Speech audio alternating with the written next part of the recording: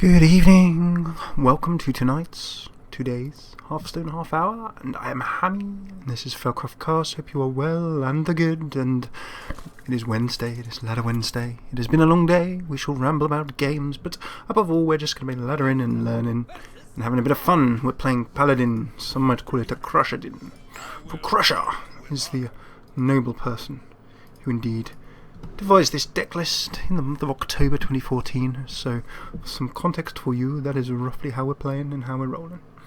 Okay, so I'm going to jump in. This deck, we want nice early game control. We're playing a shaman.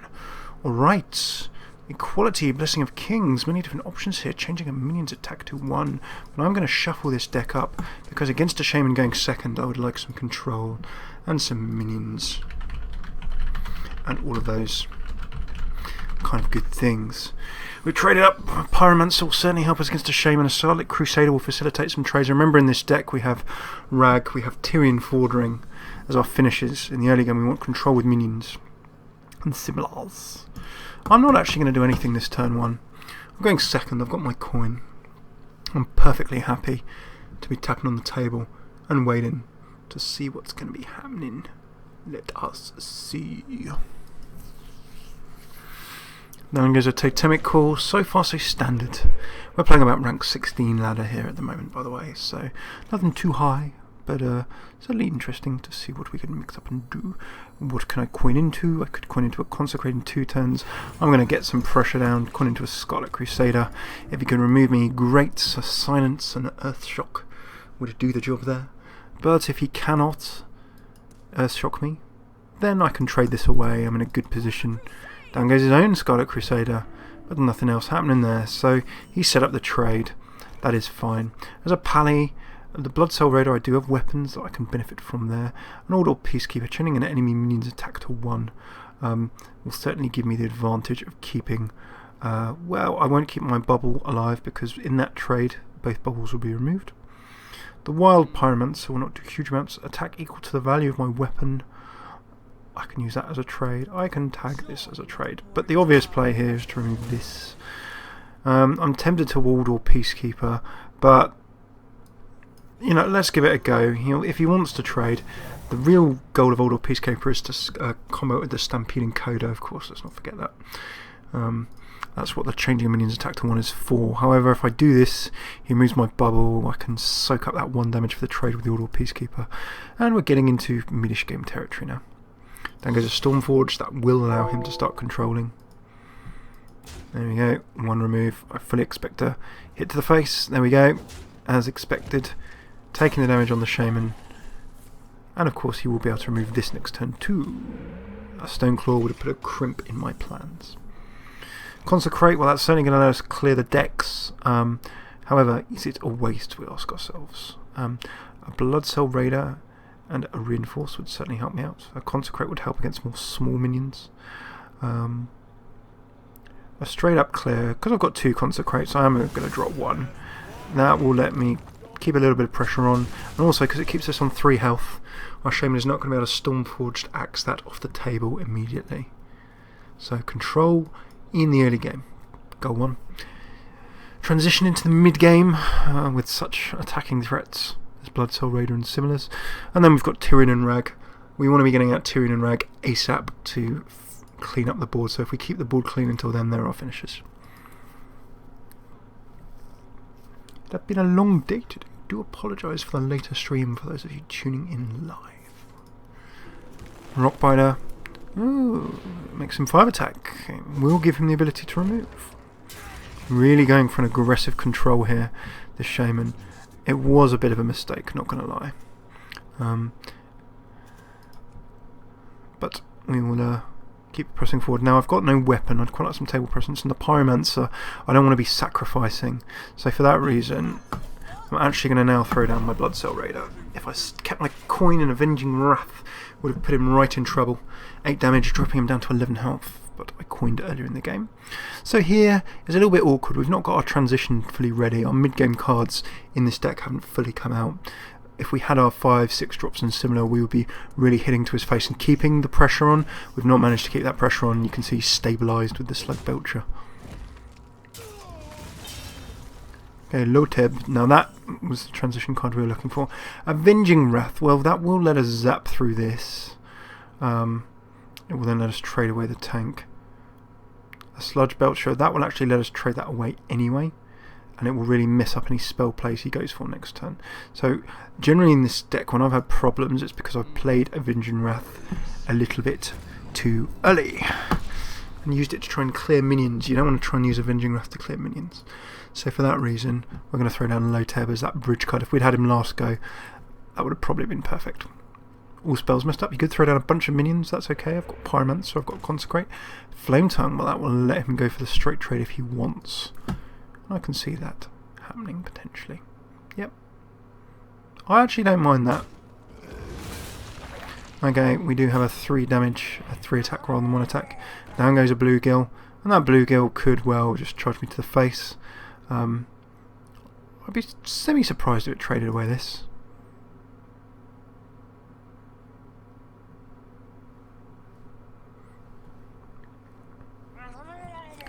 Double Bluegill. Ooh, very aggressive. Now we see what this Shaman's true design probably was.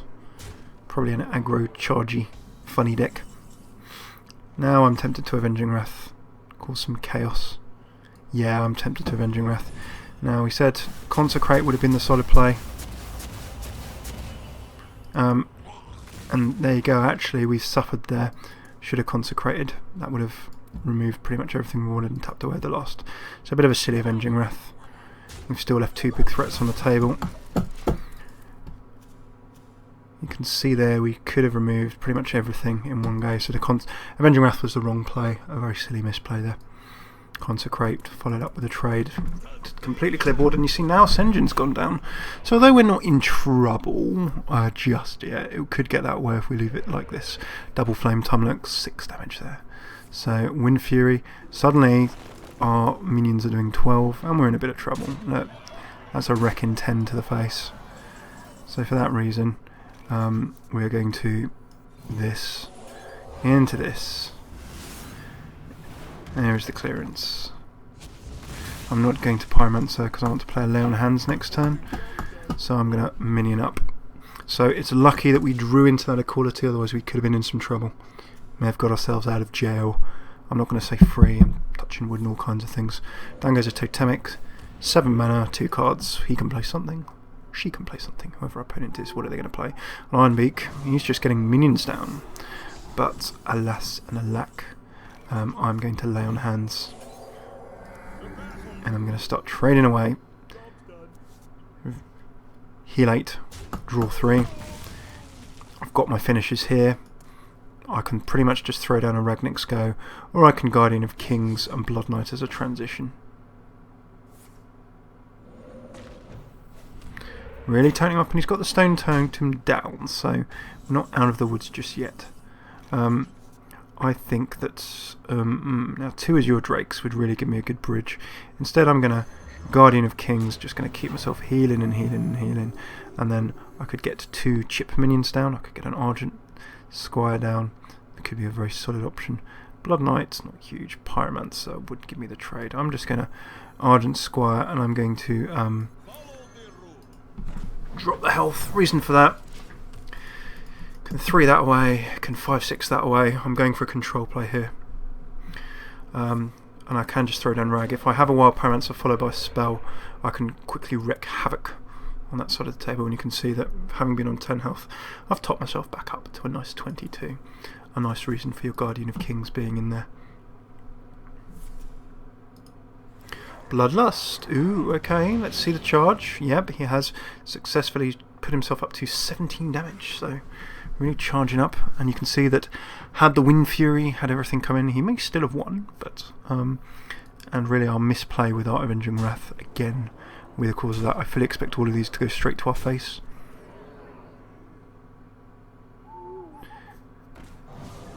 And really just topping everything up, hoping that he can punch through. So Blood Knights aren't going to do me huge favours here. Rag will remove 1 minion, so firstly I need to punch through this. Secondly, I probably need to punch through, do I punch through the, well, that gives adjacent minions +1. I think my punch through is there. Okay, we've got ourselves down to 3 on the table. Now, do I Drake or do I Rag? Rag, I don't think is the play. I don't have a spell.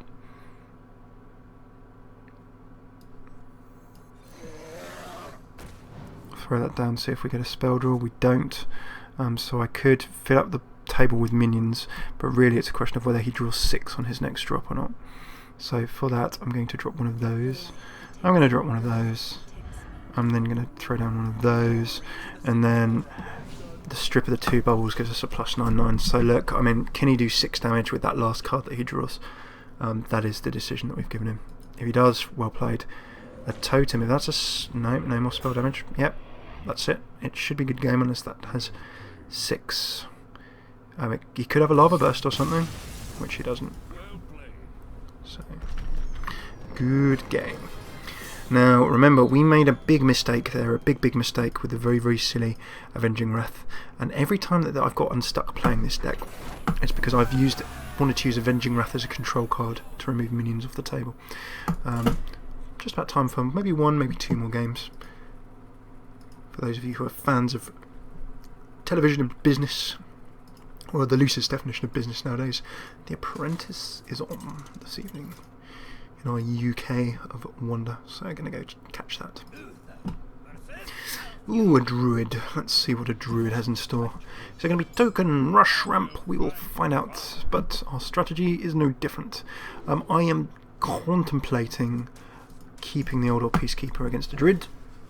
The reason for that is because if he is on ramp druid and he's using innovate and lots of nasty things, I still get inequality, that's fine.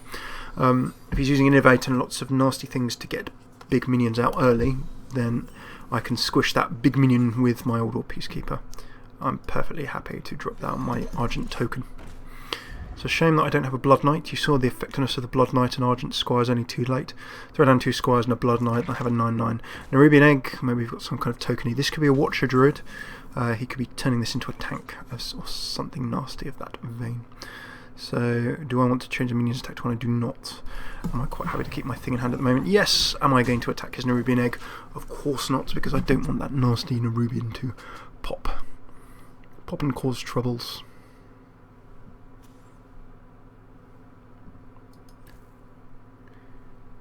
Yar, pirate card back. Mark of Nature. 4 health and taunt. Oh no, oh, he's gone for 4 attack. Interesting. Basically saying, please allow me to be destroyed. And I'm going to destroy him. I'm going to Old Peacekeeper him. And be like, so, I hear you have 1 attack now. I'm not going to kill you. You can only do 1 to me. You can certainly use your attack to sacrifice yourself against me. I don't mind that. I think we may well see that, and this is another buff. Oh, very nice. Taunt and 2/2. The most awkward thing in the world. 3/4. And he is not quite dead, so he's kind of forcing the trade now, or attempting to. I will trade that away. A Wrath. 1 and draw, I expect. Yeah, and no point doing 3, may as well get that card draw. Nicely done, he's watering away. So I can, what can I do? I do this. And now using my second order isn't really what I want to do. TBQH. However, I've effectively negated that threat even though I can't sort of remove it. Hey, good evening, Lud.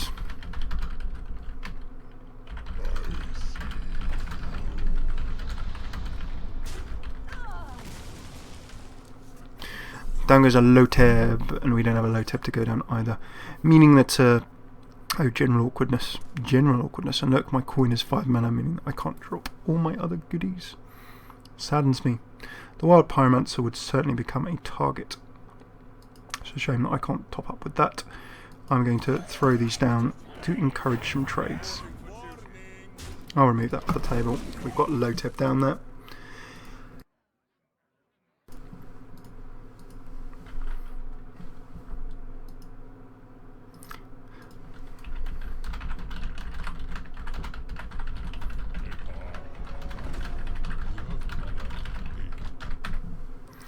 Okay, down goes Ken Bloodhoof. He's got his tempo. He has tempo here. I can trade in things, but I'm slightly on the back foot. And equality would let us sort of start nuking. Equality and consecrate would be our table clear. I'm actually going to throw down a Sunwalker. Say that I might as well be walking on the sun. I'm going to trade away the attacking threat. And I'm going to start tapping away at him. I'm going to let his cairn come to me.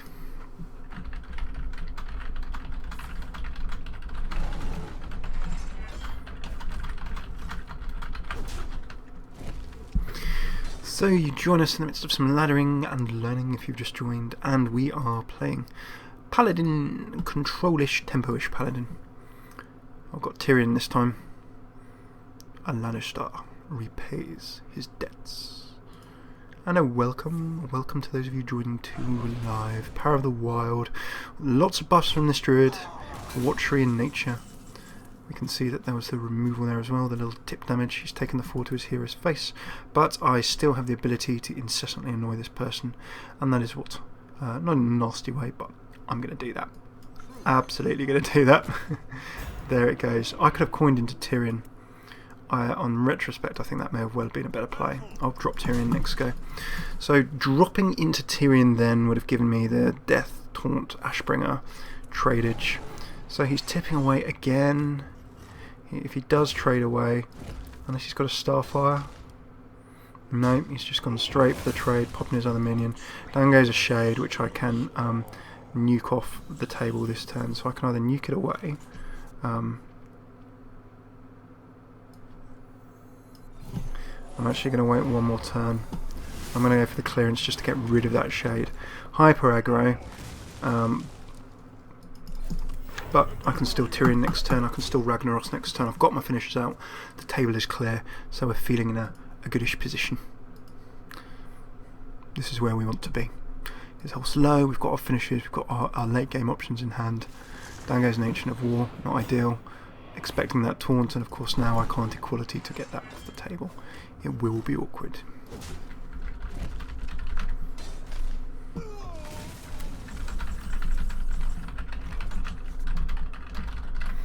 Okie dokie, so do I Tirion in this situation or do I rag? Well, he will go totally out for the rag. The Tirion will let me sort of set up a little bit better with the 5/3 Ashbringer. I can use my hero to swing some finishes in. I'm going to risk the rag.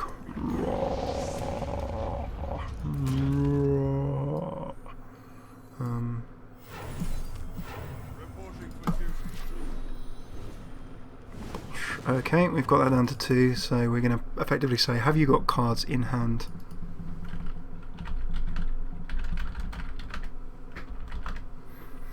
You've got an important exam tomorrow. You got to go get some sleep. Go. You should have done your revision by now. Why are you watching the stream? You've got an important exam tomorrow. And there we can see that the trade, I hope, will come in with the Ancient of War. I hope that the Ancient of War removes this, rather than something in hand, although the very fact he's not done anything with his hand just yet. Ooh, Claw Druid, okay, that's going to be the trading card. Makes sense, keeps his tank up, hits me in the face. He's still alive, and well, my coin would have been nice in this situation because I could have then swung in.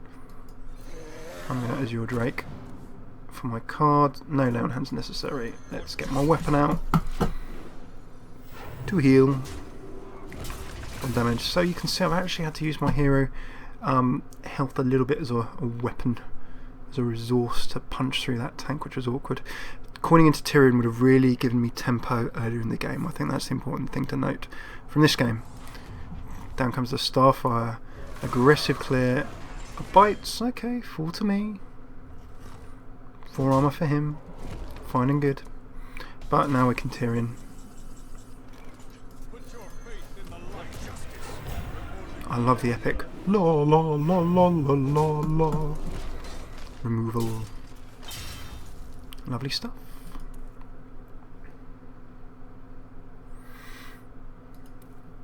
Okay, so with the Tirion, with the 5/3 Ashbringer, dropping in my health or a lay on hands, I can heal myself up nicely with the Guardian of Kings and put a minion down for that pressure for the win. I'll probably go for the Guardian of Kings and Blood Knight rather than the lay on hands. A Fairy Dragon. A Shapeshift. this tokenish. If it was a watcher, if it was token, it's potentially running out of steam, or our opponents has had some bad card draw luck, I feel.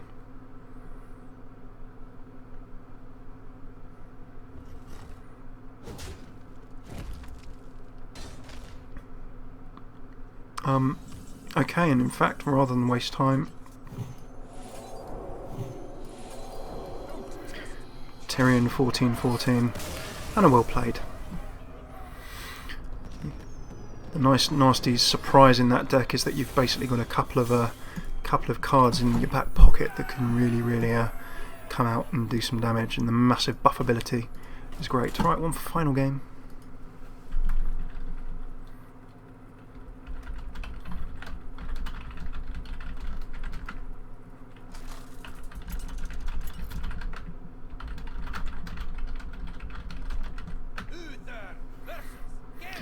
Yeah, I know how it is. I was never amazing at maths.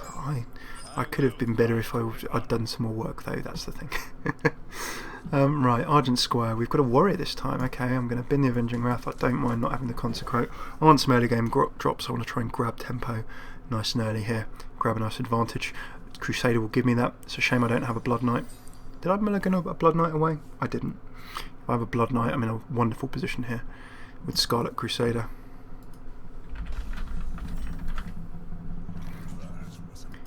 That was an error. An error? Oh, he sort of tapped on the table. I am sorry. I am sorry. Pop. There goes a bubble. I think our opponent just skipped the go for no reason. That's a shame. Let's see what he plays now. Or they play now. Harmonic Berserker. Okay. Turn 2 drop. Get that. I'm not going to damage that until I can take it out. I might even coin into a thing next go, or I could coin into this, but then I don't have a 3-drop. I'm going to coin into a weapon and remove it with a weapon next turn. I'm not going to attack that because of course enraging it will make it more dangerous, of course, so no point chipping damage into that.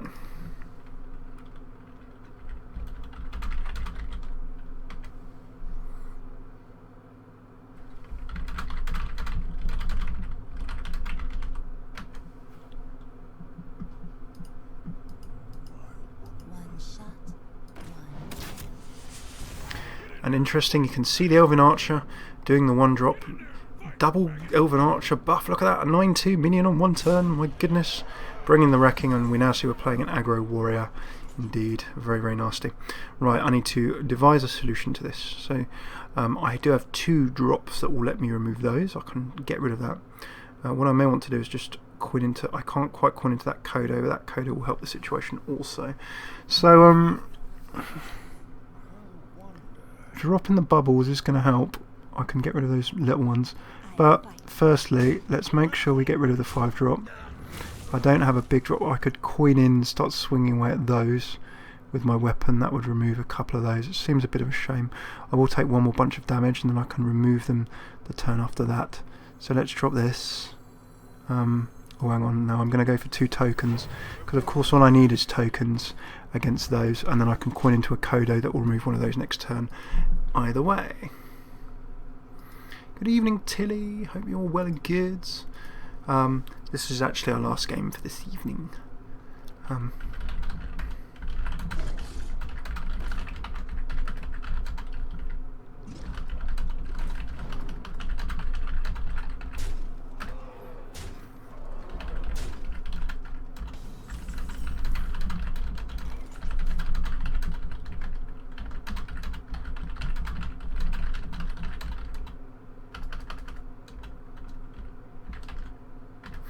Okie dokie, right, we've suddenly, oh look, while I've been typing away and chatting with you, a Wrecking Ball has swung in, and we can see that our aggro Paladin has gone mega aggro.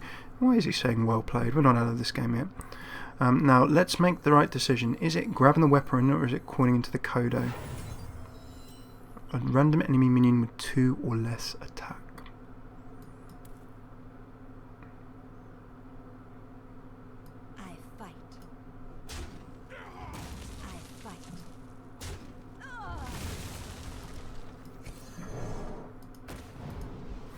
Okay, right. Oh, unfortunately we punched out that one. I mean, I can punch out this one. Okay, we're chipping away. We're chipping away.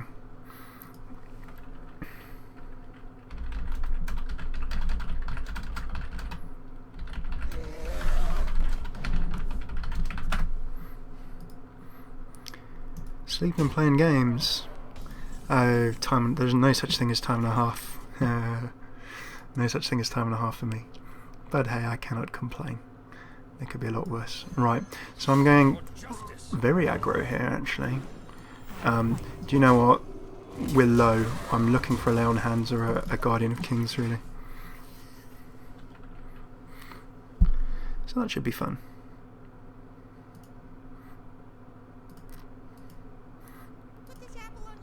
Knife Juggler.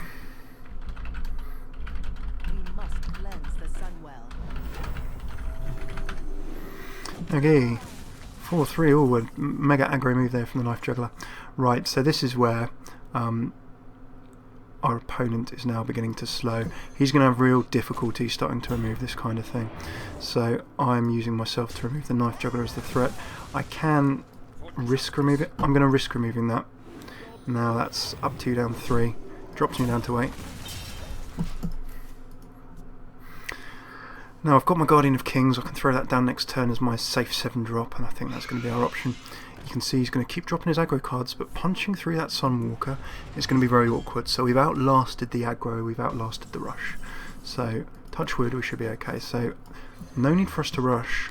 Guardian of Kings, 6 heal, and I'm just going to attack. I'm not going to get rid of this bubble because our warrior has sort of burnt through his big aggro rush in the early game, and we managed to live through that. You can see that.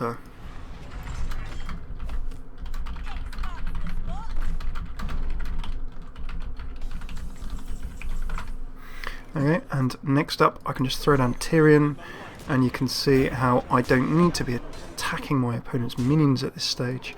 So now my late game advantage has come to play. We've sort of kept a bit of control in, we've tempoed through, we were a bit on the back foot, but we managed to keep ourselves kind of stable. And now you can keep, there we go. So there we go, a little win streak, a little bonus star. And that is us for a short and sharp Ladder Wednesday. So thank you so much for tuning in, folks. We'll have a little chat in the chat afterwards. But as I said, as a little summary of what's been going on outside, it's been a bit of a long work day. We've got a mega bit of work ahead on Sunday for the workness. So and then also do not forget to remember it's BlizzCon this weekend. Yay! So for BlizzCon, we're going to be having a little celebration on Friday. So we're going to be streaming a bit, having some fun, maybe commentating over some Twitch streams. Maybe we'll host one of the Blizzard streams and have a chat over the top of it and enjoy and geek out a bit together. Might do an alternative commentary on one of the Blizzard streams if they're on Twitch. So do come and join us on Friday and perhaps Saturday too for a bit of BlizzCon fun. Both evenings we'll be having fun with that.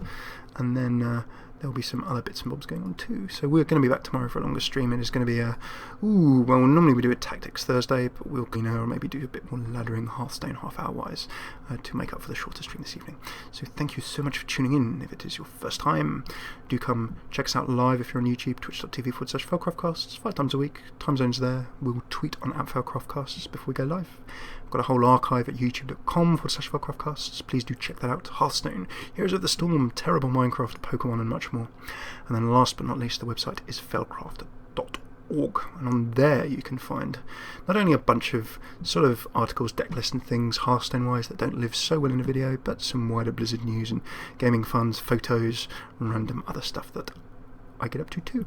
So thanks for tuning in. Hopefully see you soon.